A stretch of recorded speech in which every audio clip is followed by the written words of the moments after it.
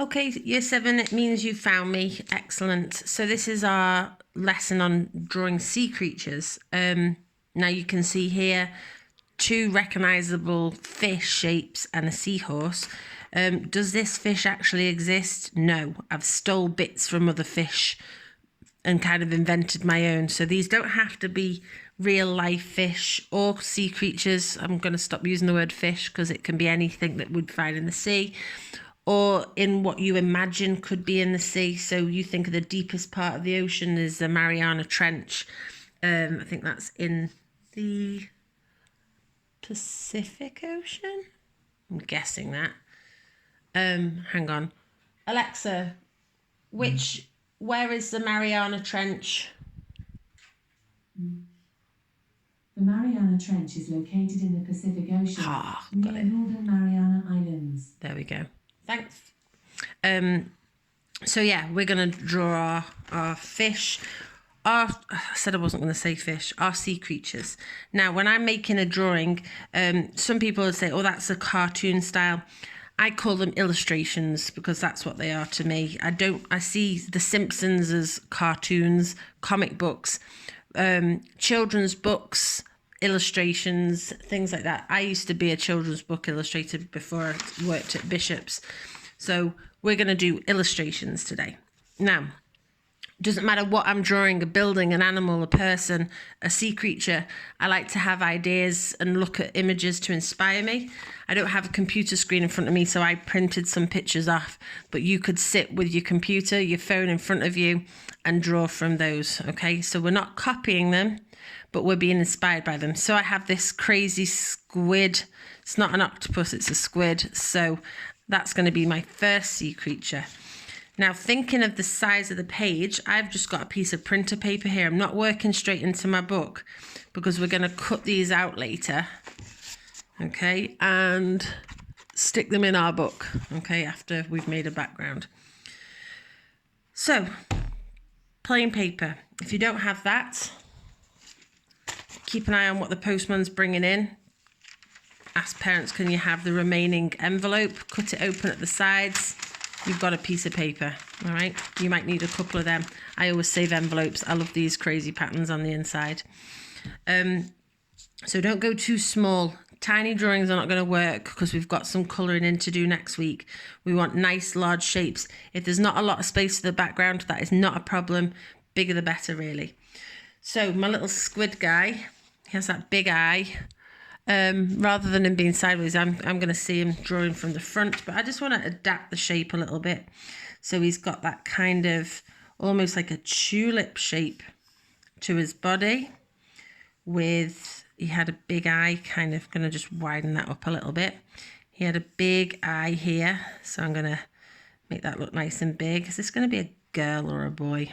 I'm going to make it a girl. I'm going to put some eyelashes on him. Would a squid really have eyelashes? No. But this is the world of illustration, so we can make up our own little rules. And it's going to have like a little highlight in it.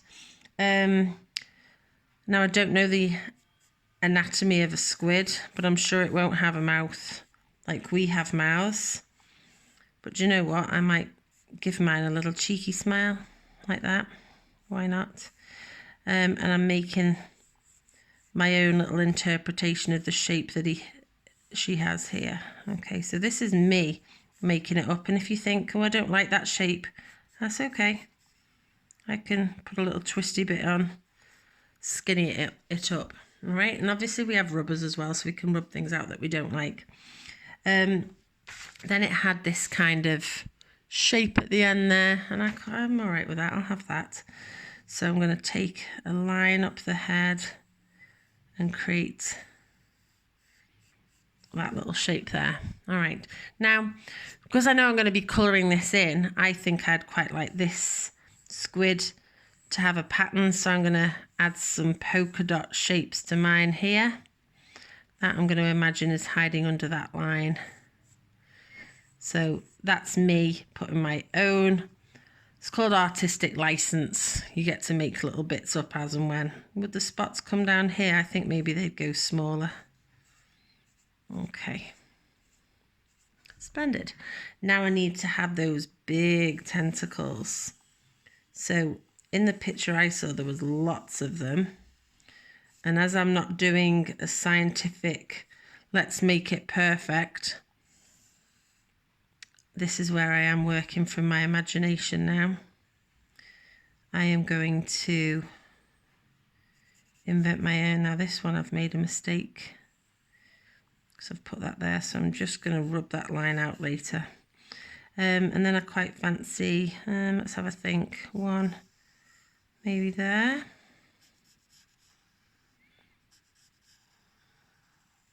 And you get the idea. So I can add a few more of them as and when I want to.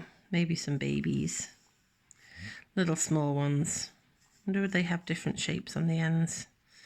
Could do that. Could base it on playing cards and do like a heart and a diamond and a spade and a club. Okay, so there's my squid shape. Now I quite fancy the idea of a sea turtle, because I didn't do that on my last one. So shape-wise, space-wise, I could turn my page, but I'm trying to think of my end goal, probably if I go for this shape here, this space here. So the sea turtle's head is kind of this shape. You can see sometimes I'm just giving myself a very basic line first. His shell would come round and he has like a tummy area and then big flippers. That's my dog crying because he wants to go out for his walk, and he'll just have to be patient. Okay, so there's my sea turtle, and I kind of want his shell to come round here. And again, I just want to make up my own little face on this one, so I'm going to do little eyes like that. And he still looks sea turtle-y just because I've made up my own face. That's okay. Now on his shell here, I'm going to stay true to the original kind of patterns of their shell because I love the shapes on them. They have these big plate type shapes. So I'm going to keep them. But on my next one, I'm realising it's starting to look a little bit like the polka dots there. So I'll need to come up with something different from the last one. Now, I could do a fish, I guess. I'm just trying to think what would, I know what would work. Hang on, I don't have a picture for that, so I'm going to have to work off my imagination. But see if we can guess what this sea creature would be. None of these are for scale, by the way. Big, circular. Feel like it's got a little division there. One eye here, one eye here. And do his little mouth. And then lots and lots of spikes because, did you guess, it is a pufferfish. Okay, and then there'd be all sorts of spikes on his body, but I'd just draw them as like little V shapes and maybe that shape. Arrows and V shapes to show that he's a pufferfish. Not sure what his fins would look like, so I'm just going to make up my own at this point. I can always change them if I wanted to, but I quite like that they look a little bit like hands. Okay, so I've got my fish drawn out in pencil. Now I'm going to put their outline on. This is what we call a line drawing. We've got no tonal shading, you know, none of the what we did at the beginning of the year with tone, and when we did all our fish in different media, doing lights to darks. The more I look at these fins, I'm not convinced. I might make them a bit smaller. So this is a fine liner. If you have one of those, great. The problem with a fine liner can be that they are water soluble. So if they were to get wet, they kind of melt out a little bit. That one didn't do too bad, actually. It wouldn't happen with a biro or a ballpoint pen. I like working with a fine liner. I think they're beautiful. They work really nice. You can get super, super crazy skinny ones, and you can get ones that are a little bit wider, right up to like a felt tip and a marker pen. So we want nice clean edges rather than a sketchy line. I'm not totally hating on the sketchy line, but for this job, I just think a nice crisp edge would be good. If you haven't got a fine liner, it's not a problem. A ballpoint will work just as well. And I'm going over my edges. And it's at this point where if something's not quite right, that's okay. Rub it out, redraw it, and then go over it. Okay. So I know I'm going to redraw his fins before I press on. Now his eye, I've got all those scruffy lines there, haven't I? So I just need to think which line I'm actually picking. So I want to start it as a circle, nice and neat. Then I want the eyelid, and then I want to turn them into eyelashes. So that's okay. And that is, like I said before, totally artistic license, creating a little personality, and that's going to be her highlight. Now, I want that to be black eventually, but I'm not going to use my pen to shade it in. I will use my pencil next lesson when we bring colour to this.